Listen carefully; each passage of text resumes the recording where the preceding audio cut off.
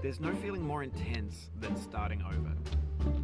If you deleted your homework the day before it was due, as I have, or if you left your wallet at home and you have to go back after spending an hour in the commute.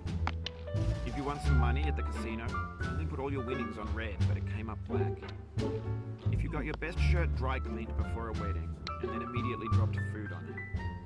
If you won an argument with a friend and then later discovered that they just returned to their original view. Starting over is harder than starting up. If you're not ready for that, like if you've already had a bad day, then what you're about to go through might be too much. Feel free to go away and come back. I'll be here.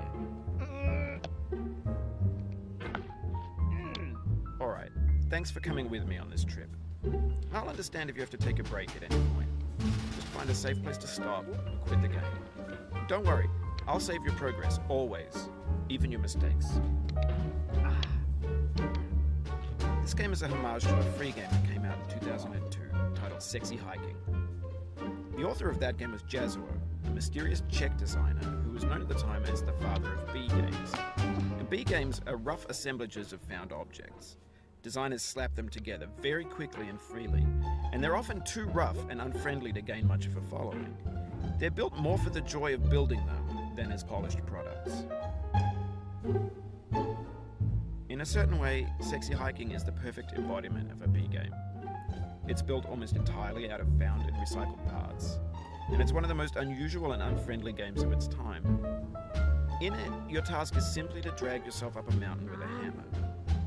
That act of climbing, in the digital world or in real life, has certain essential properties that give the game its flavor. No amount of forward progress is guaranteed. Some cliffs are too sheer or too slippery, and the player is constantly, unremittingly in danger of falling and losing everything. Anyway, when you start Sexy Hiking, you're standing next to this dead tree that blocks the way to the entire rest of the game. It might take you an hour to get over that tree. A lot of people never got past it. You prod and you poke at it, exploring the limits of your reach, trying to find a way up and over. And there's a sense of truth in that lack of compromise. Most obstacles in video game worlds are fake. You can be completely confident in your ability to get through them once you have the correct method or the correct equipment or just by spending enough time. In that sense, every pixelated obstacle in Sexy Hiking is real. The obstacles in Sexy Hiking are unyielding, and that makes the game uniquely frustrating. But I'm not sure Jazuo intended to make a frustrating game. The frustration is just essential to the act of climbing, and it's authentic to the process of building a game about climbing. A funny thing happened to me as I was building this mountain. I'd have an idea for a new obstacle, and I'd build it, test it, and it would usually turn out to be unreasonably hard. But I couldn't bring myself to make it easier. It already felt like my inability to get past the new obstacle was my fault as a player rather than as a builder. Imaginary mountains build themselves 20 minutes later.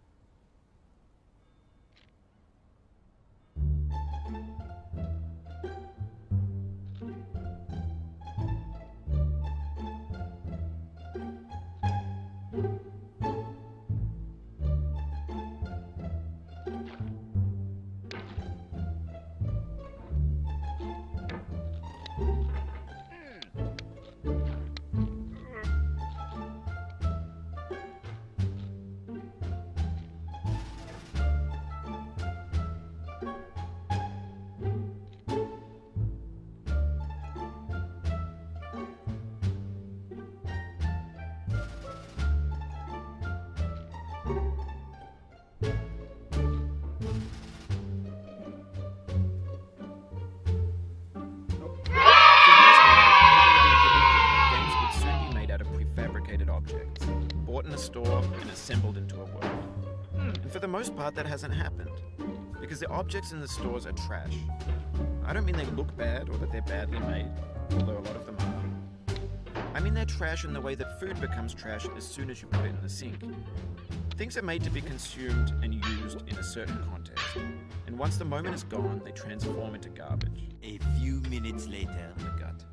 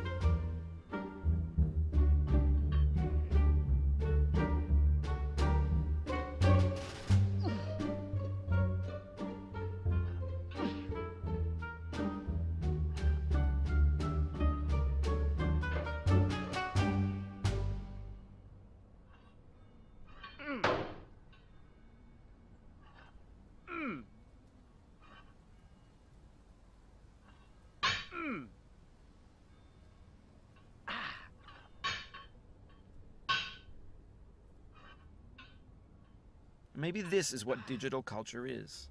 A monstrous mountain of trash, the ash heap of creativity's fountain. A landfill with everything we ever thought of in it. Grand, infinite, and unsorted.